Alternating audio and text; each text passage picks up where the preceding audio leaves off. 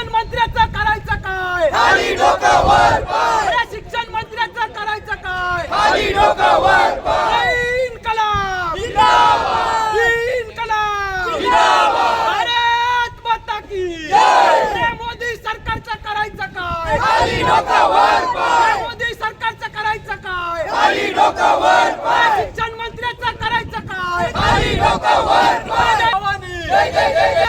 राजीनामा द्या, राजीनामा द्या, राजीनामा द्या. मोदी सरकार राजीनामा द्या, राजीनामा द्या, राजीनामा द्या. भारत माता की जय.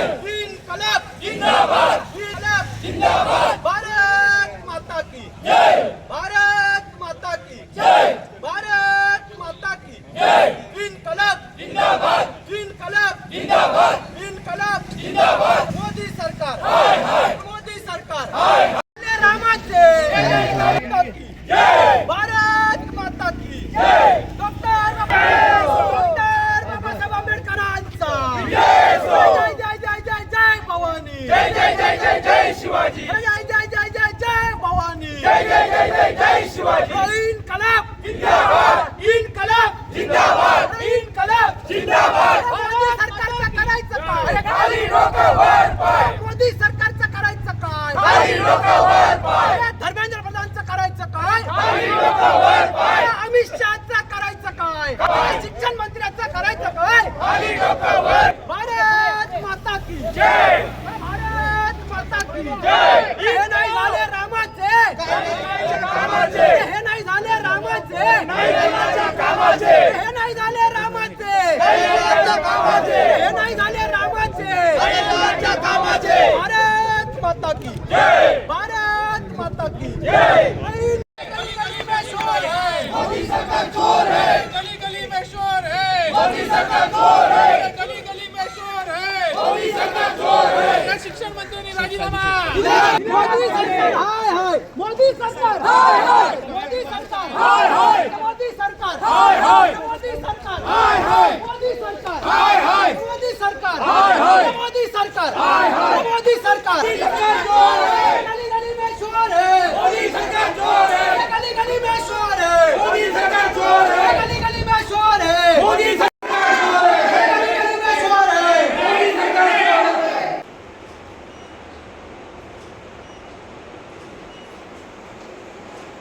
25 दिवस आपल्या देशामध्ये चाललेले आहे.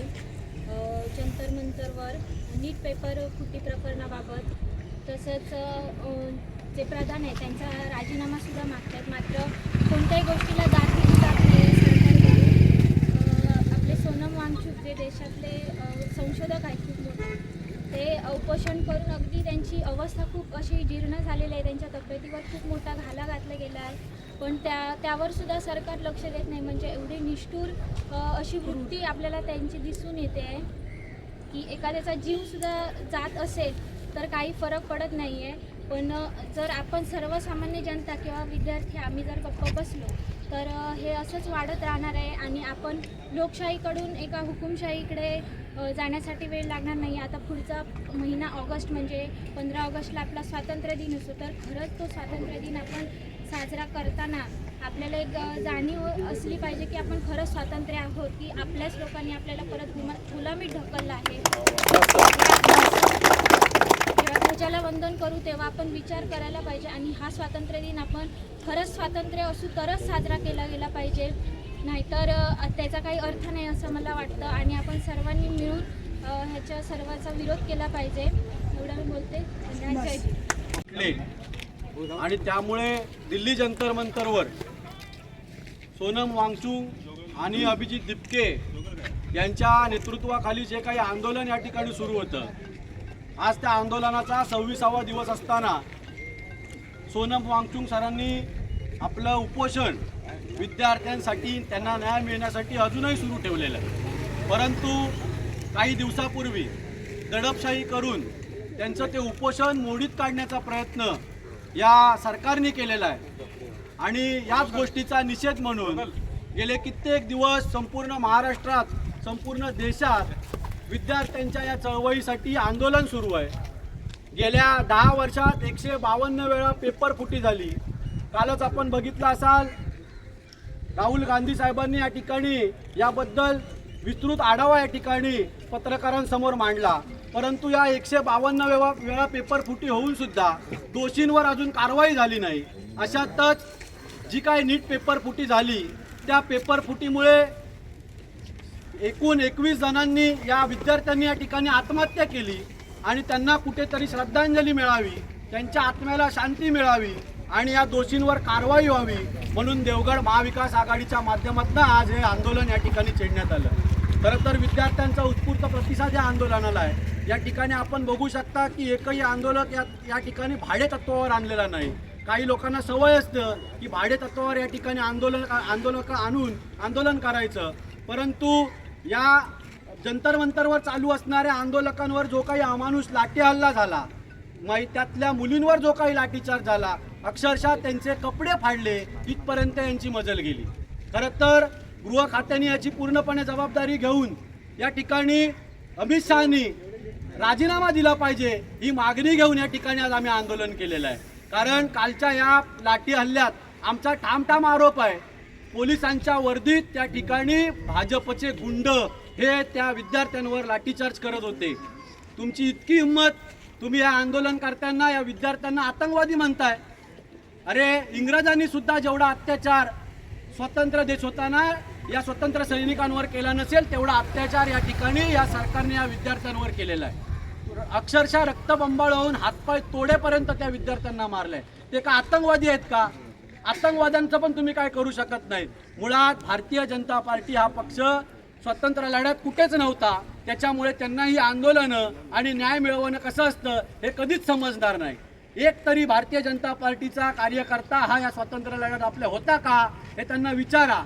आणि म्हणूनच हा जो काही विद्यार्थ्यांवर अन्याय झाला आहे तो कदापि सहन करणार नाही.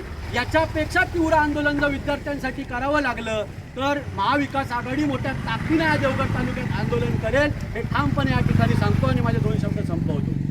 ते जे काही विद्यार्थ्यांसाठी आंदोलन सुरू आहे आणि या आंदोलनाची मोदी सरकारने कुठलीही दखल घेतली नाही आणि हे मोदी सरकार म्हणजे उद्या भविष्य आणि जे विद्यार्थी उच्च शिक्षित आहेत, उच्च शिक्षित तरुण आज आपल्या भविष्याबद्दल आवाज उठवत आहे, पण त्यांचं भविष्याचं अंधारमय करण्याचं काम हे सरकार करतं आहे.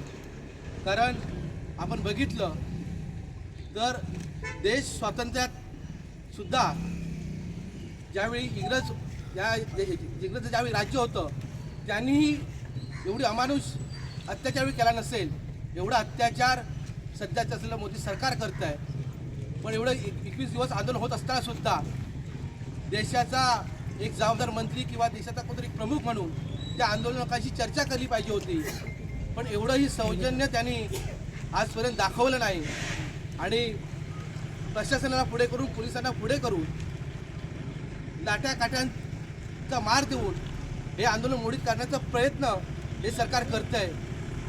या सरकारला विनंती आहे, जे आंदोलक आहेत ते सगळे उच्च शिक्षित आहेत, त्यांच्या हातात संविधान आहे, पुस्तक आहेत, पण तुम्ही त्यांच्या हातावर लाट्या काट्यांचे रुंद जे काय ओळ मारून देताय, त्यांना हातपाय तोडताय, हे भविष्यात नक्कीच याचा उद्रेक याच्यापेक्षाही भविष्यात करायचा झाला तर आम्ही देवगडपासून त्याची सुरुवात करू. कारण देशाचा इतिहास आहे की देशाच्या इतिहासात कुठच्याही गोष्टीची सुरुवात ही महाराष्ट्रातून होते. म्हणून मी दिपके सारखे आपले सहकारी जे युवकांसाठी आवाज उठवत आहेत त्यांचं मी खास करून अभिनंदन करतो की आजपर्यंत या विषयावर सत्ताधाऱ्यातला आमदार खासदार एकही या शब्दावर बोलत नाही आहेत. पण असं असताना फक्त काही सन्मानित राज्याचे मुख्यमंत्री काल मला वाटतं म्हणाले की हे आंदोलन नेतृत्वहीन होतं, पण नेतृत्वहीन असताना ते विद्यार्थी आपल्याच महाराष्ट्रातले, राज्यातले, कुठे इतर देशातलेच होते हे त्यांनी विसरता कामा नये. आणि या विद्यार्थ्यांना अगदी आतंकवादी ठरवण्याचं सुद्धा ते काही आजपर्यंत कमी पडले नाही. या विद्यार्थ्यांना आतंकवादी ठरवण्याचं काम यांनी केलं. ज्यावेळी तुम्ही आंदोलन करतात ती लोकशाही मार्गाने असतात आणि ज्यावेळी सर्वसामान्य माणूस रस्त्यावर उतरतो तो आतंकवादी असतो. हे जे काही धोरण आहे हे जास्त दिवस चालणार नाही, कारण आता जनता जागी झाली आहे. खरोखरच सर्वसामान्य युवक त्या ठिकाणी होते, विद्यार्थिनी त्या ठिकाणी होत्या, त्यामध्ये कोणत्याही पक्षाचा हस्तक्षेप नव्हता. पण असं असताना आज सर्वसामान्य लोक जर रस्त्यावर उतरत असतील तर आज आपल्या इथे जमलेल्या प्रत्येक आज खास करून मी अभिनंदन करेन की आपल्या तालुक्यात युवकांनी मागे काही गेल्या महिन्यात युवकांनी रोजगारासाठी रॅली काढली, त्यांचं मी अभिनंदन करतो. कारण कुठेतरी अप्रत्यक्ष होईना की आम्हाला रोजगार पाहिजे यासाठी युवक रस्त्यावर उतरत आहेत. पण आज हे जे युवक आहेत एक फक्त साध्या व्हॉट्सअपच्या मेसेजवर या ठिकाणी आलेले आहेत. आणि खरोखर यात जमले जास्त असं युवक असतील, आमच्या बहिणी असतील, खरोखरच तुम्ही या ठिकाणी आलात. मी महाविकास आघाडीचा एक कार्यकर्ता म्हणून की तुमचा भाऊ म्हणून तुमचा सहकारी म्हणून या ठिकाणी तुमचं स्वागत करतो. आणि याच्या पुढची लढाई हे राजकीय पक्ष कोणी काँग्रेस असेल, भाजप असेल, काँग्रेस असेल, शिवसेना असेल, आम्ही नक्कीच तुमच्या पाठीशी असू. पण आता ही सध्या लोकशाही या देशात माझं तर मत आहे उरलेली नाही आहे. आता ही प्रत्येकाची लढाई सुरू झाली आहे. काल म्हणजे गेल्या 10 वर्षापर्यंत सत्ताधारी विरोधक अशी लढाई होती, पण आता सर्वसामान्यांची लढाई झालेली आहे. त्यामुळे माझे युवक बंधू या ठिकाणी आहेत, तुम्हाला विनंती आहे की आता प्रत्येकाने आपण हा लढा हातात घेतला पाहिजे. या ठिकाणी शांततापूर्ण आंदोलन या ठिकाणी होत होतं. सोनम वांगचुक या ठिकाणी उपोषणाला बसले होते आणि शांततापूर्ण वातावरणामध्ये हे आंदोलन विद्यार्थ्यांसाठी चालू होतं.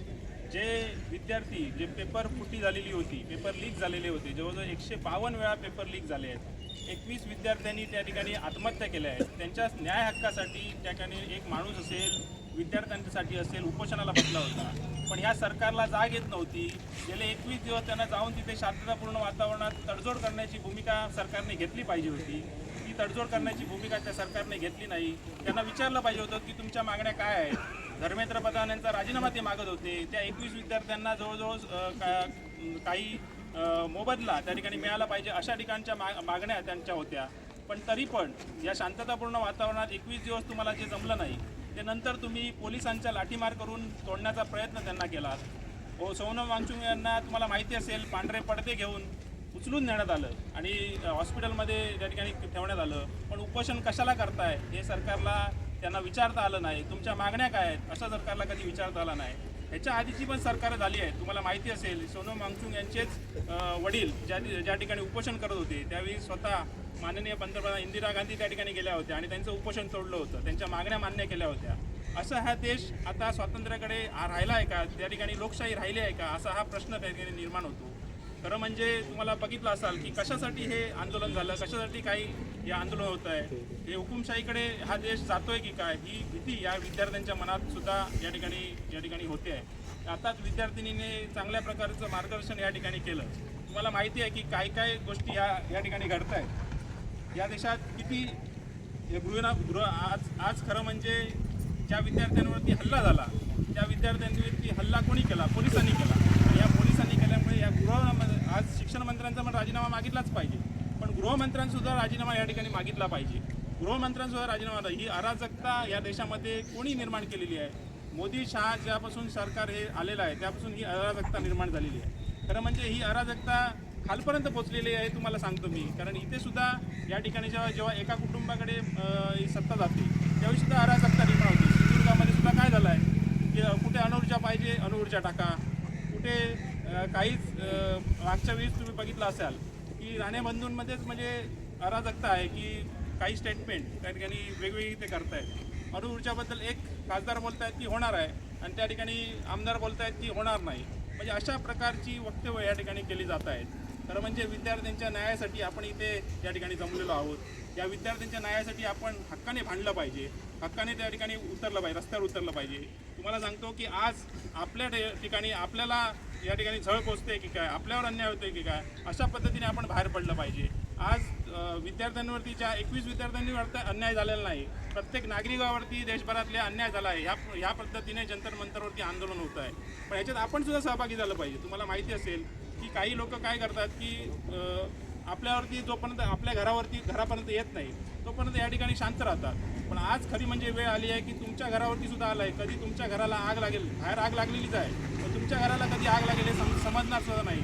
त्यामुळे तुम्ही जागे व्हा, प्रत्येक नागरिकाने जागे राहिले पाहिजे, विद्यार्थ्यांसाठी लढलं पाहिजे. जे विद्यार्थी जंतर मंतरवरती या ठिकाणी तिकडे जाऊन आपला हक्क मागतोय त्या हक्कासाठी आपण पण कुठेतरी उतरलं पाहिजे. या ठिकाणी मी सांगतो काही व्हॉट्सअपवरती तुम्हाला बरेच आज इथे विद्यार्थी आहेत, पण काही अंधभक्त सुद्धा आहेत. या अंधभक्त एक जात निर्माण झालेली आहे आणि ते वेगवेगळे पसरवत असतात.